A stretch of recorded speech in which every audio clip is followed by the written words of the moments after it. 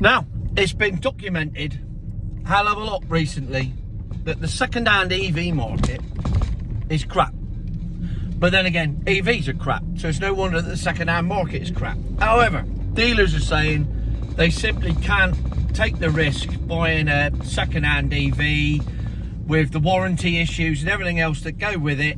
It's just not worth the risk. So they're not taking them in part exchange.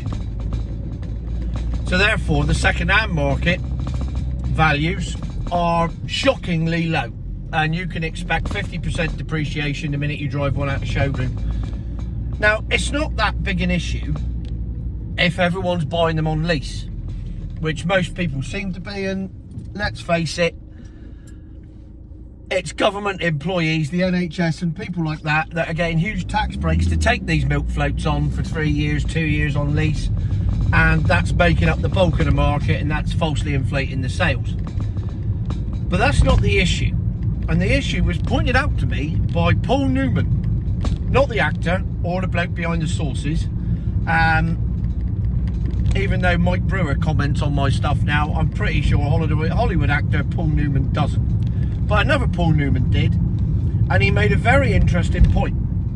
Now, to understand this point, you need to know about the zero emissions vehicle mandate, which is the bit of legislation that our unelected Prime Minister brought in when he said he was knocking back the compulsory ban on petrol and diesel cars from 2030 to 2035.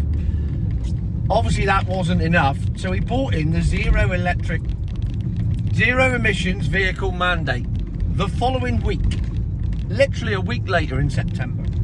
And what it says is that by 2030, 80% of all cars sold in Britain brand new must be electric. So instantly we're in 2035 territory without even having to get there.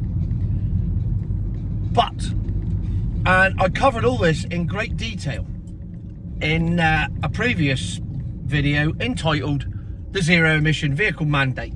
Now if you want to find it, it's very simple. There's, in the thumbnail picture, there's a picture of our unelected Prime Minister, Mr. Sunak, and also one of his doppelganger, little cousin Reggie from the Roland Rat Show. So if you find that, that will tell you all you need to know about the zero emissions vehicle mandate, which is the thing which is ruining the second-hand market for milk floats. And here's why.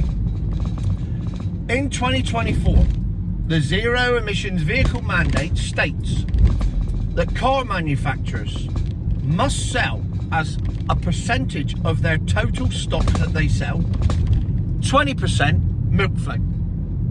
So for every 100 cars they sell, 20 of them have to be milk floats. Now I say in the previous video that I could see this coming, where manufacturers would be shitting themselves that they weren't going to make it, and they weren't going to make their 20% quota, and therefore they were going to get penalised. Now the zero emissions vehicle mandate states that in 2024, every car that a manufacturer sells over the 80% allowance for petrol and diesel, they will be fined 15 grand for. 15 grand per car. So if they sell 100 cars, there you go, there's 1.5 million gone. So they are already shitting themselves about making their 20% quota of milk floats. So herein lies the problem with the second-hand market, as pointed out to me by Mr. Paul Newman, no relation. EV salespeople are now refusing to take any second-hand EV in part exchange because every second-hand one they sell doesn't count towards their quota. So they have no interest. In fact, it is almost financial suicide to sell a second-hand one, because obviously second-hand ones aren't that old anyway. So you have to get someone in a new EV. There's no point putting them in a 2-year-old one, a nearly new one, just registered one, any of the stuff that we've been used to with petrol cars all these years. There's no point, because every time you do, you're just kicking your own quota down. So literally, There is no second-hand EV market with the main dealers. None. Because if there was, they'd just be shooting themselves in the foot, and they're not that stupid, and quite frankly, I don't blame them. I'd do exactly the same thing. So now we're in a situation where if you have a milk float that's 2 years old, it's worthless. It's landfill. It's straight to landfill because no dealer's going to touch it. So you either have to keep that for the rest of your life or the rest of its life before it catches fire, or you just take a hit on it and scrap it, but you can't scrap it because of the batteries, so it goes to the EV graveyard, which I think sooner or later some shrewd businessman is going to buy himself up an airfield and say, come park your milk floats over here, mate. They can sit there and rot away till the day that they die, which is never. They'll just sit. So we now have the situation where milk floats are basically, instead of being the thing that saves the planet, they are the very thing that kills the planet. They are disposable. They are not recyclable in any way, shape or form. And not only that, they're not even reusable. This is worse than that.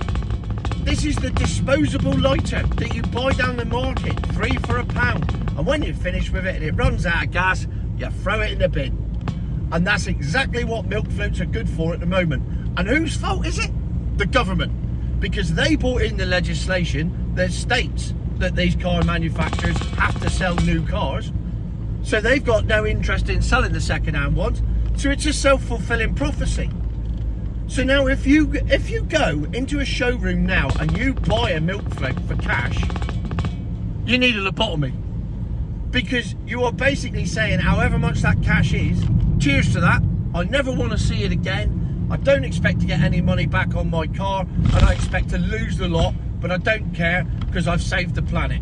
Even though another volcano's erupted and basically all your good work buying a milk float has been undone by one volcano across the entire planet. Don't worry about that, that's a separate issue for a separate day when I need to get banned from Facebook again. So there you have it. We now live in a world where a milk float can be bought but can never be resold. Needs to be bought to avoid penalty but can never be resold.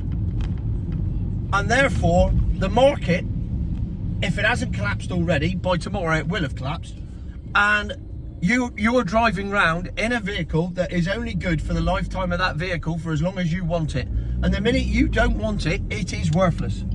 Absolutely worthless, because nobody wants it in part exchange, nobody's interested in selling it on, and nobody's interested in doing anything with it. It's just a huge albatross around your neck if you're a dealer. So well done everybody, well done all you do-gooders that created this situation. You've now created the world's first disposable car when your entire world was based around making one that would save the planet. You've made one that is now more damaging for the planet than anything petrol or diesel ever could be or will be. Future my arse.